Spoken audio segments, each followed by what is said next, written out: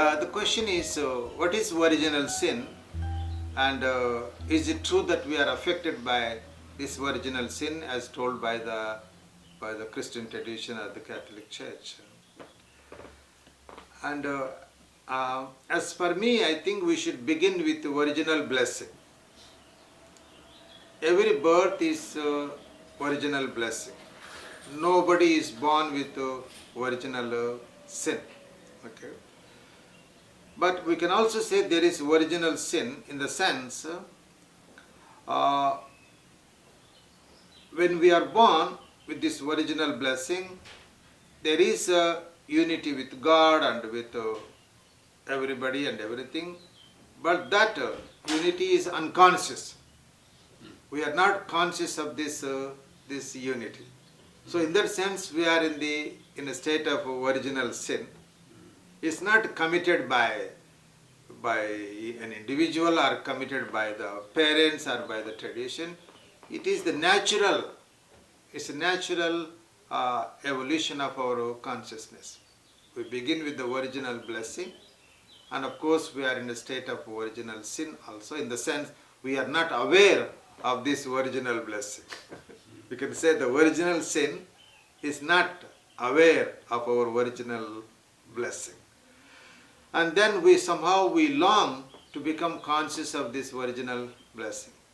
And so the desire of Adam and Eve to become like God is not a wrong desire, it's not a sin. It is a natural desire to become conscious what is unconscious. To become conscious and what is unconscious. But we are already in the state of original blessing, and we are not aware of that. And because we are in a state of innocence and ignorance, we project that outside. We think it is somewhere outside.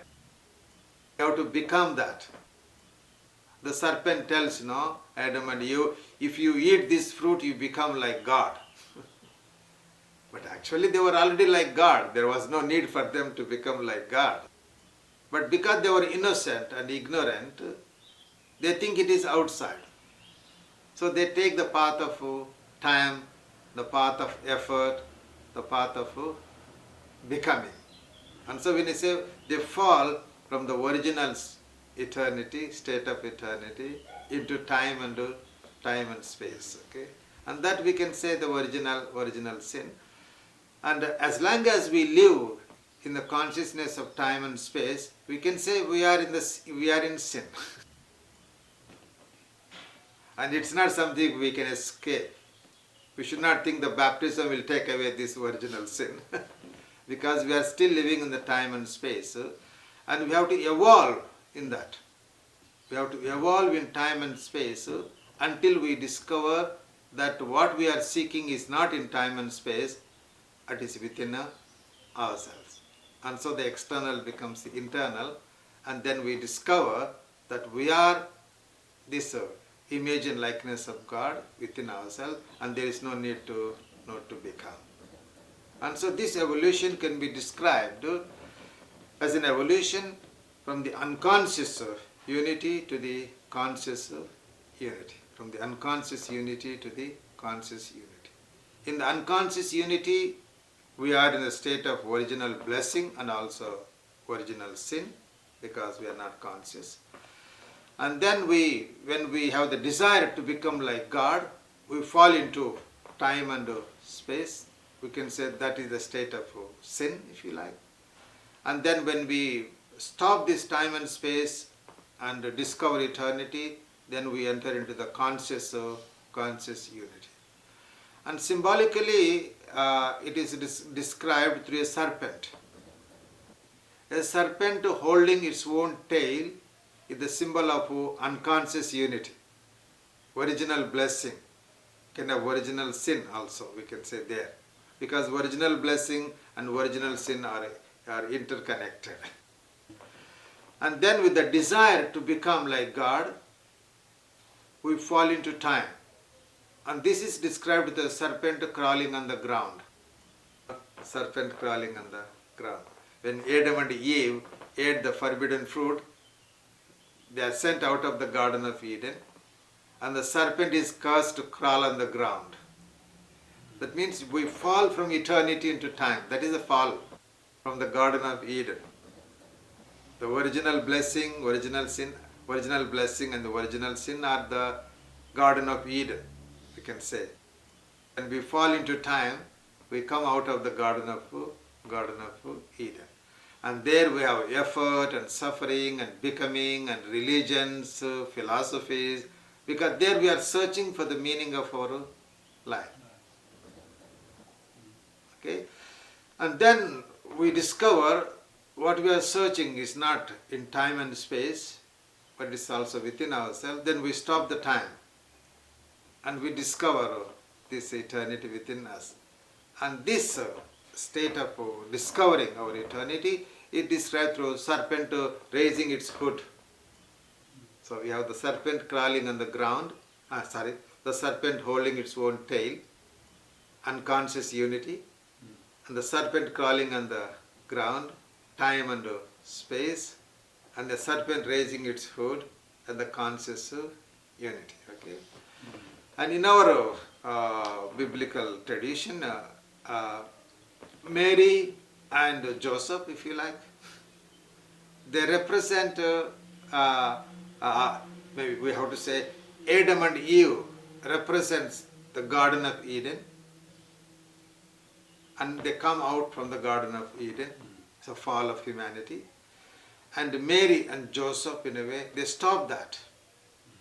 And then they move into the, open the door to the conscious unity. Okay? And that is why if you see the statue of Mary, Virgin Mary, you see a serpent under her foot. And the serpent represents time. So she stops the time and opens to eternity. Okay? And then, of course, Jesus Christ does that also. He has to stop that.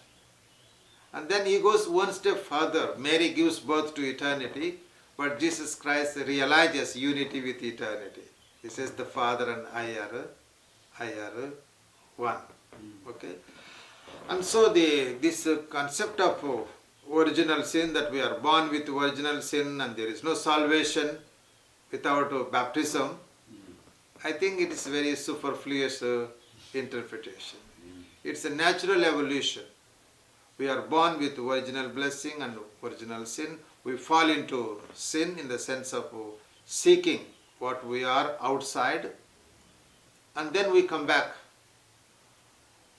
And it is a necessary process. There is no direct growth from the unconscious unity to the conscious unity.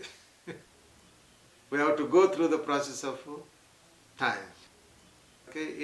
You cannot escape that. And so it's a kind of natural evolution. When Adam and Eve ate the forbidden fruit, it's not something rebellion against God or sin. Actually, they wanted to become conscious what is unconscious. But unfortunately, because they were innocent, ignorant, they project outside. Okay, it's natural. That is what we do. You know. I tell you a story of Nasruddin. One day he was in the under a street light, and he was searching for something.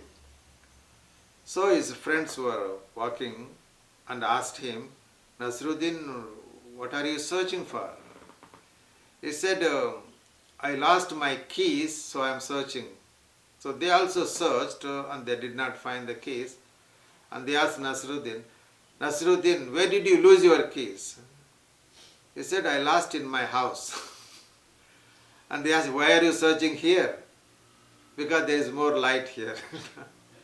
The same thing also, we lost in the house inside, but we are searching outside and we don't find that. But it's a necessary process. We all search outside. Everybody is searching outside. Religions also are trying to help them to find this, and they cannot help because there is not outside, it's inside. And so the original sin is a tremendous burden is put on the human beings. Okay? And I think that is something we have to overcome today.